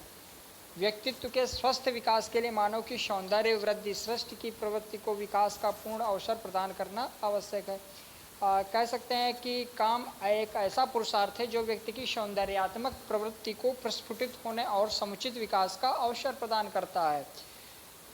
और काम का व्यक्ति और समूह के जीवन में इसका बहुत महत्व है। काम के आधार पर पति पत्नी में पारस्परिक प्रेम पनपता है, संतानोत्पत्ति होती है और व्यक्ति पितृ ऋण से भी मुक्त हो जाता है, अपने माता पिता को मोक्ष का अधिकारी बनाता है। काम का धार्मिक दृष्टि से भी महत्व है। यदि व्यक्ति काम इच्छाओं को पूर्ण कर विरक्ति की ओर आगे बढ़ता है तथा मोक्ष प्राप्ति का प्रयत्न करता है, अतृप्त इच्छाओं को लेकर व्यक्ति वानप्रस्थ एवं संन्यास आश्रम के धर्म एवं मोक्ष पुरुषार्थ के मार्ग पर उचित रीति से नहीं बढ़ पाता है। मतलब जब और हिंदू समाज के काम को धार्मिक नियमों के द्वारा मर्यादित किया गया है ताकि व्यक्ति समाज द्वारा मान्यता प्राप्त तरीके से अपनी काम इच्छाओं की पूर्ति कर सके। यहाँ कह सकते हैं गृहस्थ आश्रम को ही काम पुरुषार्थ की पूर्ति माना गया है। अब इसके बाद में जो चौथा आपके पुरुषार्थ होगा वो है मोक्ष। मोक्ष में क्या आएगा, मोक्ष को जीवन का अंतिम पुरुषार्थ माना गया है। इसमें बौद्ध साहित्य में इसे कह सकते हैं कि इसे निर्वाण कहते हैं और जैन साहित्य में हम कैवल्य के नाम से पुकारते हैं। मोक्ष का तात्पर्य होता है हृदय की अज्ञानता का नाश। मीमांसा में स्वर्ग प्राप्ति को ही मोक्ष माना गया है और चारवाक में क्या माना गया है, मृत्यु ही मोक्ष है ना, कि मृत्यु हो जाए वही आपका मोक्ष हो गया। बौद्ध दर्शन में मोक्ष को जीवन मुक्ति और विदेह मुक्ति के रूप में व्यक्त किया गया है। जीवन मुक्ति का तात्पर्य होता है संसार में रहते हुए संसार के कष्टों से छुटकारा और तत्वज्ञान की प्राप्ति, और विदेह मुक्ति का तात्पर्य होता है जीवन मरण से मुक्त होना और मरने के पश्चात पुनः इस संसार में लौटकर न आना। और भी ऐसे देखेंगे तो बहुत से जगह पर मोक्ष के बारे में अलग अलग विचार दिए गए हैं। अद्वैतवादियों के अनुसार गीता, भगवत गीता में मोक्ष के बारे में भी बताया गया है, सांख्य शास्त्र में मोक्ष के बारे में बताया गया है, और मोक्ष प्राप्ति के साधन भी बताए गए हैं। मोक्ष प्राप्ति के 4 साधन है, कर्म मार्ग, ज्ञान मार्ग और भक्ति मार्ग। इनके मार्ग से हम इन मोक्ष को प्राप्त कर सकते हैं। ये आपके 4 पुरुषार्थ थे। अब इसके बाद में 4 योग के बारे में पढ़ेंगे। 4 योग क्या होंगे? सर एक बात जाननी हम बताएं। और जैसा कि आपने कहा कि गृहस्थ आश्रम में गृहस्थ आश्रम के अंतर्गत मतलब धर्म अर्थ काम ये तीनों गृहस्थ आश्रम के अंतर्गत आएंगे। और आपके वानप्रस्थ और संन्यास आश्रम में काम का कोई महत्व नहीं है, अर्थ का भी कोई महत्व नहीं है, केवल धर्म का ही महत्व होगा। यहाँ पर धर्म और मोक्ष यही आपके वानप्रस्थ और संन्यास आश्रम में आगे जाएंगे। ठीक है, ये हम मानते हैं, मान सकते हैं कि ओके सर। हाँ ठीक। अब हम 4 योग के बारे में जानेंगे। 4 योग कौन कौन से हैं? 4 योग माने गए हिंदू धर्म में, ज्ञान योग, भक्ति योग, कर्म योग और राजयोग। ये आत्मा को ये योग जो हैं ये आत्मा को ब्रह्मा से जोड़ने के मार्ग हैं। अर्थात जहाँ ज्ञान योग दार्शनिक एवं तार्किक विधि का अनुसरण करता है, वहीं भक्ति योग आत्मसमर्पण और सेवा भाव का, और कर्मयोग समाज के दीन दुखियों की सेवा, और राजयोग शारीरिक एवं मानसिक साधना का अनुसरण करता है। ये चारों योग परस्पर कह सकते हैं विरोधी नहीं है, बल्कि ये चारों एक दूसरे के सहायक हैं और एक दूसरे के पूरक हैं। ठीक है, ये 4 योग के बारे में था। आप देखेंगे 4 धाम कौन कौन से हैं। हिंदू धर्म में धामों की भी कल्पना, धामों के भी बारे में भी बताया गया है कि जो शंकराचार्य ने भी 4 धाम की स्थापना की थी। ऐसे ही देखेंगे यहाँ पर उत्तर दक्षिण पूर्व और पश्चिम चारों दिशाओं में स्थित 4 हिंदू धाम हैं, जो हैं बद्रीनाथ है, रामेश्वरम है, जगन्नाथपुरी है, द्वारिका है। ये सारे चारों धाम हैं। इसमें बताया गया कि ये चारों धाम अगर किया आप यात्रा कर लेते हैं, ये हिंदू धर्म का एक कर्तव्य बताया गया है कि आपको चारों धामों की यात्रा करनी चाहिए। और भी आपके बहुत से ऐसे धाम हैं, ऐसे पवित्र तीर्थ स्थल हैं, ऐसे पवित्र तीर्थ नदियां हैं जहाँ पर आप लोग हिंदू धर्म के मान्यता के अनुसार हैं।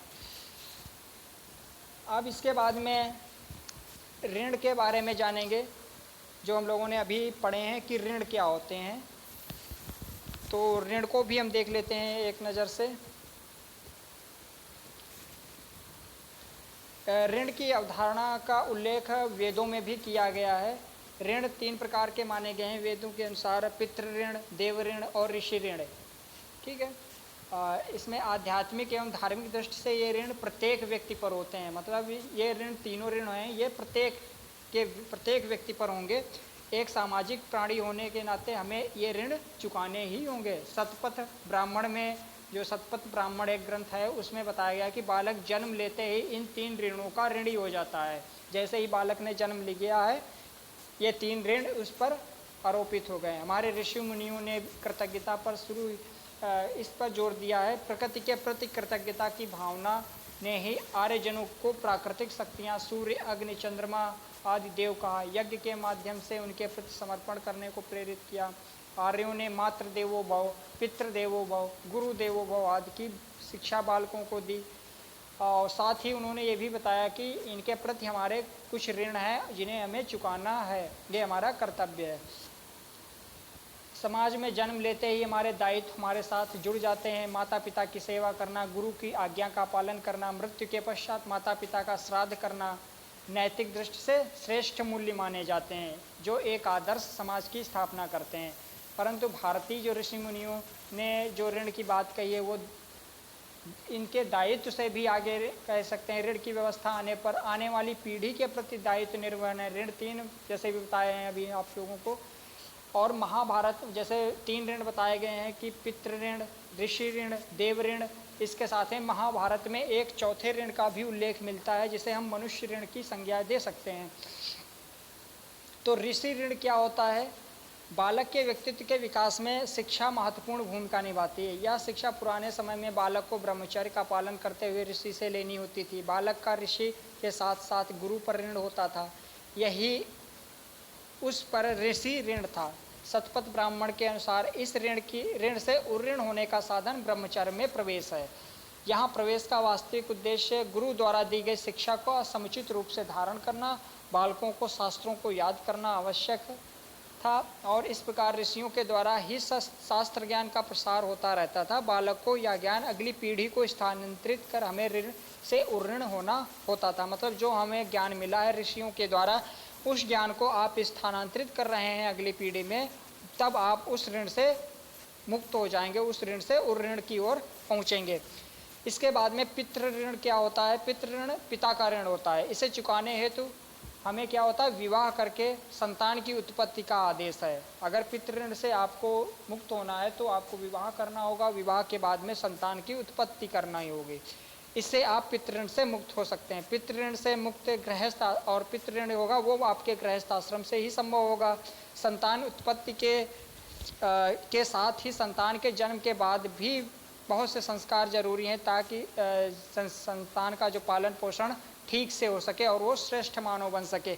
मतलब ऐसा नहीं कि संतानोत्पत्ति करने के बाद में हमें पितृ ऋण से मुक्त होगा, ऐसा नहीं है। जब तक आप जीवित हो पितृ ऋण का पालन करना होगा, उसका ठीक से तरीके से पालन पोषण करना होगा, शिक्षा दिलानी होगी और ऐसे मानव बनाना होगा जो समाज के लिए श्रेष्ठ मानव श्रेष्ठ मानव बन सके, तब आप पितृ ऋण से मुक्त हो जाएंगे। और देव ऋण क्या होता है? देव ऋण ये देवताओं के ऋण होते हैं। वैदिक आर्यों ने प्राकृतिक शक्ति को देव कहा है। जो प्राकृतिक शक्ति होंगी उनको देवता के नाम से देव ऋण कहते हैं, क्योंकि प्रकृति से मानव को जीवन मिलता है। और इन प्राकृतिक दैवी शक्तियों की स्तुति हेतु वैदिक ऋषियों ने अनेक रचनाएं रची हैं। केवल स्तुति से ही इन देवों के ऋण से उऋण नहीं हुआ जा सकता। मतलब हमें केवल स्तुति करनी है तो ऐसा नहीं है कि हम देव ऋण से हम उऋण हो जाएंगे। इसके लिए यज्ञ आदि करके ही उऋण हुआ जा सकता है। यज्ञों को करने से प्रकृति में संतुलन कायम होता है। मतलब यज्ञ करेंगे तो प्रकृति में संतुलन बनेगा, धार्मिक परंपरा भी बनी रहती है। यज्ञ गृहस्थ एवं वानप्रस्थ दोनों आश्रमों में संपन्न हो सकते हैं। उपनयन संस्कार में बालक को 3 धागों का, जब उपनयन संस्कार होता था उस समय आपको 3 धागों का यज्ञोपवीत भी धारण कराया जाता था। उसका तात्पर्य यही होता है कि जो 3 धागे होते हैं वो आपके 3 ऋण इंडिकेट करते हैं। मतलब 3 धागे 3 ऋण, आपके 3 ऋण, ऋषि ऋण, पितृ ऋण और देव ऋण, ये 3 धागे वही यज्ञोपवीत के बताते हैं, जिससे हम ऋण हो सकते हैं। और इसके बाद में जो महाभारत में चौथे ऋण की बात की गई है वो है आपका मनुष्य ऋण। उसमें क्या बोला गया है महाभारत में जिस चौथे ऋण की बात की गई है वही वो मनुष्य ऋण है। प्रत्येक मानव समाज का ऋणी है। उसे इस ऋण से उऋण होने के लिए मनुष्य के प्रति अच्छा व्यवहार करना चाहिए। मतलब समाज में रह करके हमें हर एक मनुष्य के प्रति अच्छा व्यवहार करना होगा। मनुष्य को चाहिए कि वह निस्वार्थ भाव से प्रत्येक मानव को प्रेम करे। मतलब हमें किसी से स्वार्थ है तभी हम प्रेम करें, ऐसा नहीं है। ये हमारा बेटा है, हमारी पुत्री है, ये हमारे फैमिली मेंबर हैं या ये हमारे पड़ोसी हैं या कोई भी हो, हम उसी से प्रेम ना करें। मतलब जो भी मानव जाति जिनको हम नहीं भी जानते हैं, रास्ते में या किसी भी देश स्थान काल में आपको मिलता है कोई भी मानव, उससे भी हमें उसी प्रकार से प्रेम करना होगा। वही आपका निस्वार्थ भाव से प्रेम करना होगा, तभी आप उस मनुष्य ऋण से मुक्त हो सकते हैं। और ये भी बताया गया कि आवश्यकता पड़ने पर हमें उस मनुष्य की मदद भी करनी होगी। समर्थ होने पर भी किसी की मदद ना करने वाला प्राणी मनुष्य वो पापी कहलाता है। मतलब अगर समर्थ आप हो, आप किसी की मदद कर सकते हो, सहायता कर सकते हो, अगर उस समय भी आप सहायता नहीं कर रहे हो तो वो आप पापी कहलाओगे। और ऐसा गीता में वर्णित भी है। अतः हम सबका दायित्व है कि हमें प्रत्येक मानव के प्रति अच्छा व्यवहार करना चाहिए या अच्छा आचरण करना चाहिए। अब इसके बाद में हम लोग जानेंगे कुछ धर्म ग्रंथ हैं हमारे हिंदू धर्म में। उन धर्म ग्रंथों को भी हम लोगों ने पहले भी जाना है और भी बीच बीच में पढ़ते आ रहे हैं। जैसे हमारे धर्म ग्रंथ हैं, 4 वेद हैं आपके, ऋग्वेद। हाँ सर एक क्वेश्चन सर, ये ऋण से उऋण होना क्या जरूरी है सर? हाँ, ऐसा हिंदू धर्म में मान्यता है कि आपको इस ऋण से उऋण होना बहुत जरूरी है। ये आपके मोक्ष के लिए, हाँ मोक्ष के लिए इन सब चीज़ों को आपको करना होगा। जब तक तो सर जो महर्षि जिन्होंने विवाह नहीं किया है और ये होता कि उन्होंने मोक्ष प्राप्त कर ली, तब सर वो तो विवाह किए नहीं रहते, तो वो कैसे उऋण होते हैं? अब हम जानेंगे यज्ञ क्या होते हैं। नहीं, हम लोग धर्म ग्रंथ के बारे में पढ़ रहे थे। तो धर्म ग्रंथ क्या है कि धर्म ग्रंथ आपके 4 वेद हो गए, ऋग्वेद, सामवेद, यजुर्वेद, अथर्ववेद। उसके बाद में उपनिषद हो गए, बहुत सारे उपनिषद हैं, 18 पुराण हैं आपके, महाभारत है, रामायण है, गीता है, श्रीमद् भागवत गीता है, रामचरितमानस भी है। इसके अलावा बहुत सारे अनेक ग्रंथ लिखे गए हैं, आधुनिक समय में भी लिखे गए हैं। आधुनिक समय में हिंदी में और भी अन्य अन्य भाषाओं में ग्रंथ लिखे गए हैं। और भी पुराने प्रकार के आरण्यक हैं, ब्राह्मण हैं, उपनिषद हैं। इन सब के बारे में ये धर्म ग्रंथ हमारे हिंदू धर्म में मान्यता है। इनमें क्या दिया गया, बहुत सारी कथाएं, स्तुति और अनुष्ठान जैसे बातें बताई गई हैं। इसके बाद में हम देखेंगे यज्ञ। यज्ञ क्या किस प्रकार से हैं, यज्ञ कौन कौन से होते हैं। वैदिक युग में यज्ञ धर्म की सबसे प्रमुख अभिव्यक्ति। मनुष्य बिना किसी माध्यम के देवताओं के संपर्क रखते थे। इसी स्थिति में कृतज्ञता प्रकट करने के लिए प्रार्थना एवं समर्पण करना हम लोग सीखे हैं। इसके लिए यज्ञ की खोज की गई, वेदी बनाकर अग्नि प्रज्वलित कर भोज्य सामग्री अर्पित की गई। 4 वेदों जो 4 वेद दिए गए, ऋग्वेद, यजुर्वेद, सामवेद, अथर्ववेद में यज्ञ विधि का वर्णन की इनमें बताया गया है। ऋग्वेद में भी यज्ञ की महत्ता स्वीकृत की गई है। यज्ञ से सृष्टि की उत्पत्ति की भी एक सूत्र में चर्चा की जाती है। वैदिक साहित्य में 4 भाग, वैदिक साहित्य के 4 भाग बताए गए हैं। संहिता, ब्राह्मण, आरण्यक और उपनिषद। जिसमें द्वितीय भाग जो है वैदिक साहित्य का ब्राह्मण, उसमें कर्मकांड से संबंधित वर्णन लिखा है। कर्मकांड मुख्यतः यज्ञ से संबंधित होता है। मीमांसा दर्शन में यज्ञ की भी महत्ता पर चर्चा की गई है। कल्प सूत्रों में यज्ञों का क्रमबद्ध वर्णन भी मिलता है। ज्योतिष भी विशेष नक्षत्र में यज्ञ करने की बात करता है। और प्राचीन ग्रंथों में जैसे रामायण, महाभारत, पुराण आदि में भी यज्ञों का वर्णन किया गया है। यज्ञ व्यक्तिगत लाभ के साथ साथ सामाजिक लाभ के लिए भी किए जाते हैं, है ना। यज्ञ मतलब व्यक्तिगत लाभ भी और सामाजिक लाभ भी होता है। मनुस्मृति में वर्णित है कि यज्ञ में अग्नि को दी गई आहुति सूर्य को प्राप्त होती है। मतलब यज्ञ में जब आप यज्ञ में अग्नि को जो आहुति दी जाती है वो सूर्य को प्राप्त होती है। फिर सूर्य से क्या होता है, वो बादल, सूर्य से बादल, बादल से वर्षा और वर्षा से अन्न पैदा होता है। इसलिए यज्ञ की महत्ता को बताया गया है। और यज्ञ के प्रकार बताए गए हैं। यज्ञ के मुख्यतः 3 प्रकार बताए गए हैं, लेकिन कुछ और यज्ञों को भी ऐड किया गया है। वैदिक यज्ञ जिसमें पहला है आपका श्रौत यज्ञ। श्रौत यज्ञ, इसमें क्या होता है, वैदिक यज्ञ श्रौत यज्ञ कहे जाते हैं। जो वैदिक यज्ञ करे जाते थे वो श्रौत यज्ञ कहे जाते हैं। इसमें वैदिक कार्य अग्नि को देवताओं का मुख मानते थे। इसमें मंत्रोच्चार करते हुए वे अग्नि में हविष्य डालते थे, मतलब आहुति डालते थे, जो भी सामग्री होती थी।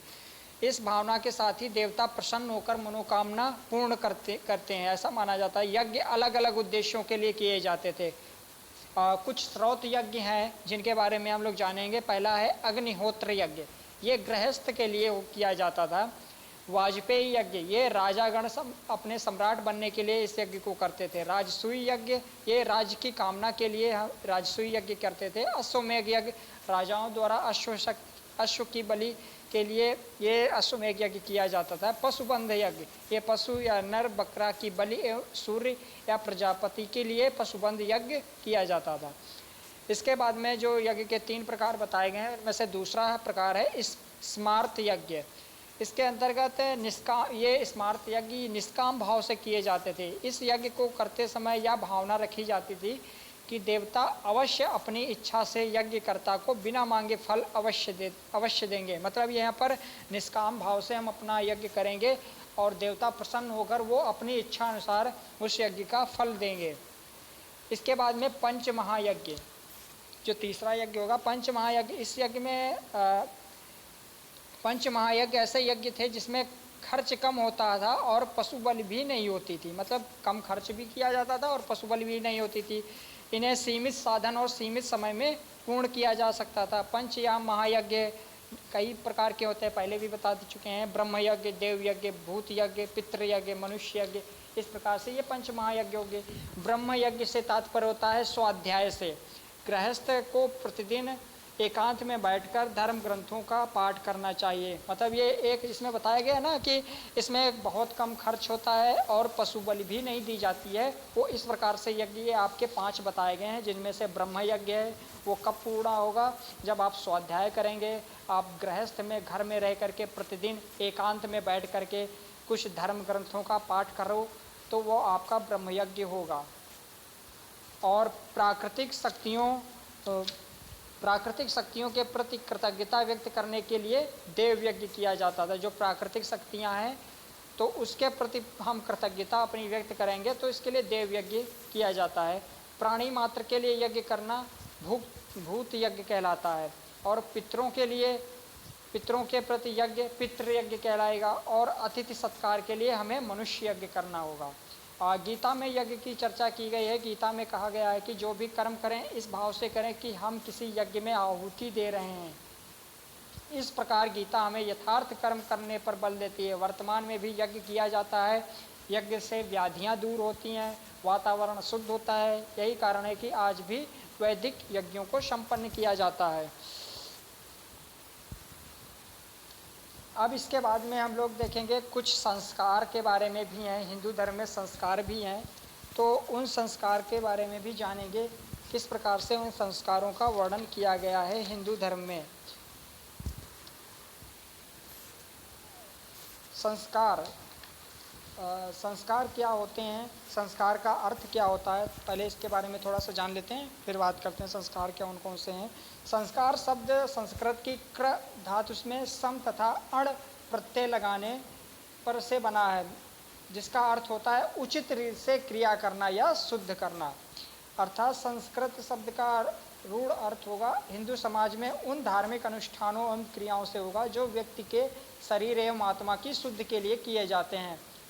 गर्भाधान संस्कार से लेकर अंत्येष्ट संस्कार तक व्यक्ति के शरीर को धार्मिक अनुष्ठानों के माध्यम से पवित्र किया जाता है।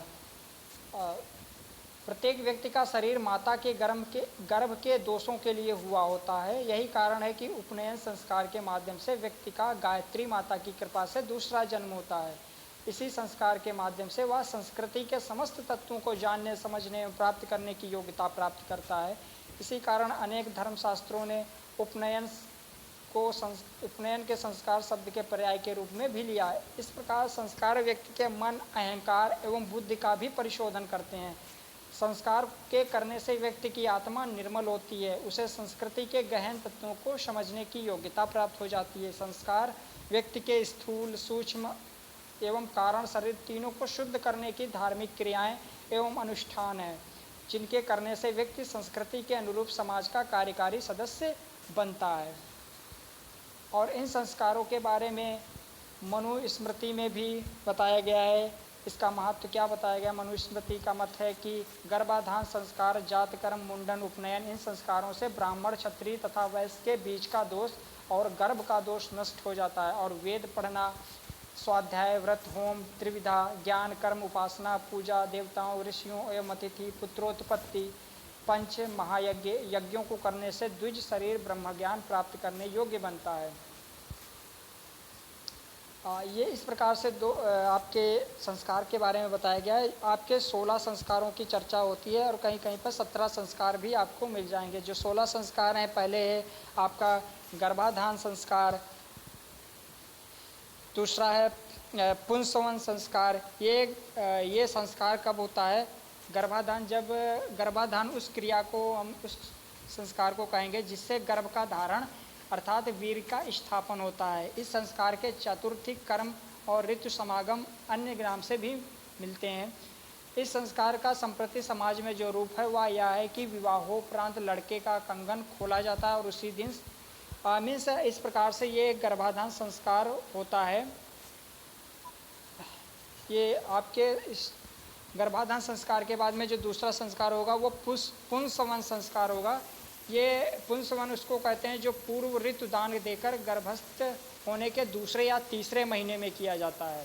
अर्थात जो दूसरे या तीसरे महीने में किया जाएगा, ये आपके तेजस्वी पुत्र प्राप्ति है तो ये संस्कार किया जाता है। मीन्स हाँ, तेजस्वी पुत्र की प्राप्ति के लिए पुंसवन संस्कार किया जाता है। और जो तीसरा संस्कार है वो सीमोन्तोन्नयन संस्कार होता है। ये गर्भ के चौथे महीने गर्भणी स्त्री के सुख और सांत्वना हेतु इस संस्कार को किया जाता है।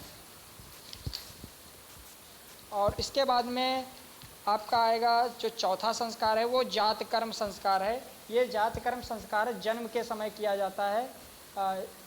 ये जब बच्चे के पैदा होने का समय होता है उस समय इस संस्कार को किया जाता है। इसमें क्या किया जाता है, इसमें बच्चे के पैदा होने के बाद में बच्चे को पिता को दिया जाता है एवं पिता उसकी जीभ में सोने की सलाका से, मतलब पिता क्या करता है उसकी जीभ पर सोने की सलाका से ओम लिखकर उसके कान में वैदोषी कहे, मतलब ये संस्कार इस प्रकार से होगा कि जीभ से पुत्र की जीभ से पर या जो भी संतान उत्पत्ति हुई है उस पर जीभ से सोने की सलाखा होगी, उस पर ओम लिख दिया जाए और उसके कान में वैदोषी कहे और इस तत्पश्चात होम आदि हो, जिससे शुभ शक्तियों का आवाहन और अशुभ को दूर किया जा सके। मतलब ये संस्कार होगा होम मीन्स यज्ञ करके, होम आहुति करके के हम इसका यज्ञ को, इस संस्कार को पूर्ण कर सकते हैं। अब इसके बाद में जो पांचवा संस्कार होगा वो नामकरण संस्कार होगा। ये नामकरण संस्कार लगभग जन्म के 11वें दिन या 21वें दिन या हम 101वें दिन भी कर सकते हैं। ये नामकरण संस्कार में होता है। नामकरण में आप लोग जानते हो इसमें बच्चे का जो बच्चे को किस नाम से किस कैसे पुकारा जाए या उसकी क्या पहचान होगी और क्या पहचान होगी, इसलिए हम उसका नामकरण करते हैं। वरना हर एक बच्चा हर एक प्रकार से होगा, कोई नाम है तो उस नाम से हम पुकार कर सकते हैं, मतलब एक पहचान दी जाती है उस बच्चे को। नामकरण संस्कार प्रायः ब्राह्मणों एवं परंपरावादियों के यहाँ हवन आदि करके पंडित को बुलाकर ज्योतिषी की सहायता से किया जाता है और ये रीति लगभग अब भी प्रचलित चली आ रही है। अब इसके साथ बाद में हम देखेंगे जो अगला संस्कार होगा नामकरण के बाद में, छठवां निष्क्रमण संस्कार। निष्क्रमण संस्कार होता है जब बच्चा घर से सर्वप्रथम बाहर निकलता है, वो निष्क्रमण संस्कार कहलाता है। ठीक है। नंबर 7 पर होगा संस्कार वो है अन्नप्राशन संस्कार। ये 5 महीने की आयु में सर्वप्रथम उसे अन्न ग्रहण करवाया जाता है, वो संस्कार कहलाता है अन्नप्राशन संस्कार। क्योंकि उसके 5 महीने तक हम उसको अन्न नहीं खिलाते हैं और उसके बाद में हम लोग इसमें क्या करते हैं कि 6 महीने या 5 महीने या 6 महीने तक उसको हम अन्नप्राशन संस्कार के लिए रखते हैं। उसमें जो तेजस्वी बालक होता है उसकी कामना के लिए हम उसे घृत या दही, शहद एवं घृत या तीनों चीज़ों को हम साथ मिलाकर खिलाएंगे, जिसमें होम आदि का भी विधान होता है। सामान्यतः घर में क्या होता है, सबसे जो बड़ी बूढ़ी जो औरतें होती हैं, स्त्रियां होती हैं, उनको बुलाकर बच्चे को चांदी या सोने के चम्मच से उसको खीर खिलाई जाती है। मीन्स अन्नप्राशन संस्कार ये कहलाता है, जिसमें गीत भी गाया जाता है। हाँ, वैसे जो हम आधुनिक युग में देखते हैं कि इतना भी करने का कष्ट पाश्चात्य सभ्यता से वशीत होकर परिवार नहीं करते हैं। मतलब पाश्चात्य जो सभ्यता चली आ गई है तो इसलिए ये सब उसके वशीभूत हो गए हैं, तो ये अन्नप्राशन संस्कार जैसी चीज़ें अब नहीं रह गई हैं। अब वो जब चाहती हैं बच्चे को तब खिला देती हैं अन्न, अर्थात संस्कार की इसमें कोई आवश्यकता को नहीं समझती हैं अन्नप्राशन जैसे संस्कार को। नंबर 8 पर हम जाएंगे। जो संस्कार होगा चूड़ाकरण संस्कार होगा, जिसे हम केशोच्छादन संस्कार भी कह सकते हैं या मुंडन संस्कार भी कह सकते हैं। इसमें इस संस्कार के माध्यम से बच्चे के गर्भ के बाल जो होते हैं, बच्चे के जन्म के समय जो बाल उगते हैं, उन बालों को पहले या तीसरे वर्ष में इस मुंडन संस्कार को या चूड़ाकर्म संस्कार को कराया जाता है। इसमें धार्मिक क्रियाओं होम ब्रह्मभोज, इसके अतिरिक्त इस बात पर भी ध्यान दिया जाता है बच्चे के गर्भ के बालों को इस ढंग से फेंका जाए, मतलब बाल जो गर्भ के बाल होंगे उसको ऐसे फेंका जाए वो किसी को प्राप्त ना हो। प्रायः बाल काटते समय उन्हें आटे आदि की रोटी या लोई में एकत्रित कर लेते हैं और तत्पश्चात किसी तालाब अथवा गंगा जी में प्रवाहित कर देते हैं। ये चूड़ाकरण संस्कार में ये संस्कार की मान्यता है, इस प्रकार से करने चाहिए और उसको गंगा जी में या तालाब में प्रवाहित कर दें। सामान्यतः ये संस्कार सभी हिंदुओं में पाया जाता है। मुंडन प्रायः गंगा जी के, इसीलिए नहीं हम लोग देखते हैं कि मुंडन प्रायः क्या होता है गंगा जी के किनारे या किसी तीर्थ स्थान के किनारे ही किया जाता है और जन सामान्य जैसे मंदिर, तीर्थ, पर्व स्नान के अवसर भी मुंडन कराते हैं। इस प्रकार से आपका चूड़ाकर्म संस्कार होगा। अब इसके बाद में जो 9वां संस्कार होगा वो आपका कर्ण भेद या कर्ण छेदन संस्कार होगा। स्त्रियों के लिए इस संस्कार को तो प्रायः सभी हिंदू मानते हैं। लड़कों का कर्ण भेद सबके यहाँ नहीं किया जाता।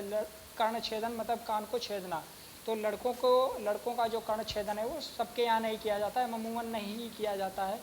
इस समय क्या किया जाता है, होम आदि के साथ नाक कान का छेदन कराया जाता है और जन सामान्य इसे सब जब जैसा चाहते हैं करा लेता है। मतलब इसकी कोई वो नहीं है, इसको जब चाहे आप करा सकते हो। ये केवल चूड़ाकर्म संस्कार के बाद ही आप इसको करा सकते हैं। इसके साथ में जो अगला संस्कार होगा वो आपका उपनय विद्यारंभ संस्कार भी होगा। 10वां है जो विद्यारंभ संस्कार है। इसमें धर्मशास्त्रों का उल्लेख मिलता है, इसमें समाज का प्रचलन है, इसमें बच्चे को अल्पायु में ही कुछ चीज़ों को सिखाया जाता है और विद्यारंभ में उसको अक्षर ज्ञान कराया जाता है। उसके बाद में जो 11वां संस्कार है वो है उपनयन संस्कार।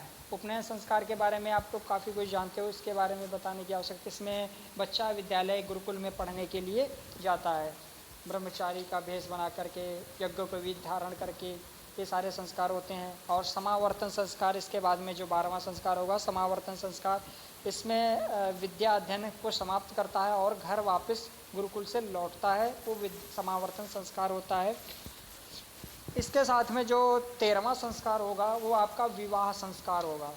इस विवाह संस्कार में क्या क्या चीज़ें की जाती हैं, इस संस्कार में प्रायः अधिक रीतियाँ, बहुत सारी रीतियाँ इस विवाह संस्कार में वर्णित हैं। इनमें उल्लेखनीय है कि इसमें वर वधू की गुण पत्रिका का मिलाना, वरीक्षा एवं वागदान करना, मंडप कर्म करना, नंदी श्राद्ध और पुण्य वचन जैसे होते हैं। नंबर 5 होगा वधू गृह गमन होगा। नंबर 6 कन्या द्वारा मधुपर्क दिया जाना एवं वर द्वारा ग्रहण। और नंबर 7 पर होगा वधू को सुहाग के कपड़े देना। नंबर 8 पर कन्यादान करना। 9 पर है होम। 10 पर पाणी ग्रहण, फिर लाजा होम है, फिर अग्नि परिणयन, नेक्स्ट है अस्मारोहण है, फिर सप्तपदी, सूर्य दर्शन, हृदय स्पर्श, आचार्य आदि को दक्षिणा, वधु गृह प्रवेश, ध्रुव अरुंधति दर्शन, त्रिरात्रि व्रत, चातुर्थी कर्म, सीमांत पूजन, गौरी हर पूजन, मातृका पूजन, ये सारे संस्कार विवाह संस्कार में कराए जाते हैं। हाँ, विवाह संस्कार, हिंदू विवाह को धार्मिक प्रवृत्ति के लिए इन संस्कारों को भी अति आवश्यक कर्तव्य के रूप में मानते हैं, जिसमें से जो 3 कर्तव्य अति आवश्यक मानते हैं, जिसमें से कन्यादान है, अग्नि परिणयन अथवा भांवरे जिसे कहते हैं, अग्नि परिणयन, अग्नि के चारों ओर घूमना, उसे अग्नि परिणयन कहते हैं। ये संस्कार आवश्यक है। और चातुर्थिक कर्म, ये संस्कार करने के आवश्यक मानते हैं। और भी इसमें बहुत से वर्णन है विवाह संस्कार के अंतर्गत, आप लोग पढ़ सकते हो। नेक्स्ट संस्कार आपका होगा 14वां संस्कार होगा, वो आपका वानप्रस्थ संस्कार होगा, जो अभी हम लोगों ने पढ़ाया आश्रम व्यवस्था में। तो वानप्रस्थ संस्कार होगा, इसमें गृहस्थ आश्रम की समाप्ति पर, अर्थात मोक्ष पुत्र के भी पुत्र आदि हो जाने पर, अथवा गृहस्थी के प्रायः सारे कार्य कर लेने के उपरांत यथाविधि से विद्वत लोगों को बुलाकर यह प्रतिज्ञा की जाती है कि अब से मैं वानप्रस्थ जीवन व्यतीत करूँगा। ये वानप्रस्थ संस्कार होंगे। नंबर 15 पर आएगा संन्यास संस्कार।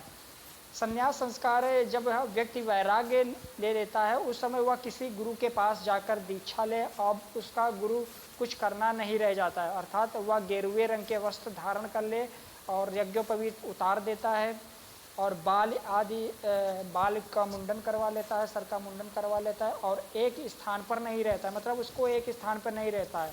उसका उस समय संन्यास के समय ना कोई बेटा होता है और ना उसका किसी के प्रति कोई उत्तरदायित्व है। उसका पुतला जलाकर पुत्र श्राद्ध कर्म आदि कर देता है, मतलब जब संन्यास ले लेता है व्यक्ति, उस समय उसका पुत्र उसका पुतला बना करके उसका श्राद्ध कर्म आदि कर देता है। ठीक है। अब इसके बाद में जो 16वां संस्कार आएगा वो है अंत्येष्टि संस्कार। इसमें बहुत सारी रीतियां हैं। इसमें ये मृत्यु के समय होता है ये अंत्येष्टि संस्कार। मरते समय व्यक्ति के मुंह में क्या होता है, तुलसी या गंगा जल हम लोग डालते हैं, या कोई भी तीर्थ नदी का, पवित्र नदी का जल हम डालते हैं। और इस समय गोदान भी इसी समय भी कराया जाता है। अर्थी बनाई जाती है जो बांस की बनाई जाती है। शव यात्रा होती है, इस समय 4 व्यक्ति शव को कंधे पर ले जाते हैं, जो कि रास्ते में बदलते भी रहते हैं। साथ ही साथ राम नाम सत्य है का भी उच्चारण, जैसे सत्य बोलो की मुक्ति का उद्घोष भी करते हैं। इसमें पुत्र और जैसे आदि संबंधी, इसमें पुत्र या उसके संबंधी कंधा अवश्य इसको देना चाहिए। इसके बाद शव को स्नान आदि कराकर दाह क्रिया भी कराई जाती है। लड़कियों पर मंत्रों के साथ दाह क्रिया की जाती है जो कि महापंडित कराता है। या आग लगाने की क्रिया ज्येष्ठ पुत्र या कनिष्ठ पुत्र के द्वारा कराई जाती है। यदि कोई नहीं है तो यह अन्य निकट संबंधी करता है, मतलब ज्येष्ठ पुत्र करेगा अग्निदान या कनिष्ठ पुत्र करेगा। अगर ये पुत्र नहीं है तो उसका कोई भी निकट सही संबंधी होगा वो उसका अंतिम संस्कार या दाह क्रिया कर सकता है। दाह क्रिया के समय कपाल क्रिया एक आवश्यक कर्तव्य भी माना गया है। ऐसा विश्वास है कि जिसकी कपाल क्रिया नहीं की जाती है वह व्यक्ति मुक्त नहीं होता है। इस प्रकार से माना जाता है, उसकी इस जीवन की याद नहीं भूलती है। उसके बाद में पिंडोदक क्रिया भी कराई जाती है। उदक देना मतलब 10 दिन तक चलना। दाह क्रिया के तीसरे दिन जब अग्नि शांत हो जाती है उस समय अस्थि चयन या फूल बीने जाते हैं। 13वें दिन 13 ही होती है। इस दिन मृतक को पिंड दिया जाता है। सभी संबंधी और छौर कर्म करवाते हैं, सर मुड़वाते हैं। तत्पश्चात बिरादरी या गांव वालों को दावत भी दी जाती है। फिर 1 वर्ष के बाद वर्षी होती है। उसके बाद श्राद्ध पक्ष में तर्पण श्राद्ध भी किया जाता है। अस्थियों को किसी दिन 13 या पहले अथवा जब मौका मिलता है तब हम किसी पवित्र नदी या गंगा में प्रवाहित कर देते हैं। गया जैसे स्थान है, आप लोग जानते हो, वहाँ पर श्राद्ध का भी महात्म्य किया जाता है। हिंदू धर्म में गया को भी एक श्राद्ध का भी पौराणिक दृष्टि से इसका महत्व है। शिशु, गर्भिणी स्त्री, विधवा, विवाहिता, सन्यासी, पतित आदि के लिए अलग अलग तरह से भी अंत्येष्टि की क्रिया है। मतलब हर प्रकार से अलग अलग की अंत्येष्टि क्रिया के बारे में उल्लेख हिंदू धर्म में मिलता है। तो ये आप लोगों का हिंदू धर्म से विषय बहुत सारी अवधारणाओं के बारे में हम लोगों ने जानकारी दी। इसके बाद में कह सकते हैं कि हिंदू धर्म में इतना कुछ नहीं है, इसके अतिरिक्त भी बहुत कुछ है हिंदू धर्म के बारे में पढ़ने को। लेकिन अब हम सर एक बात हाँ सर एक बात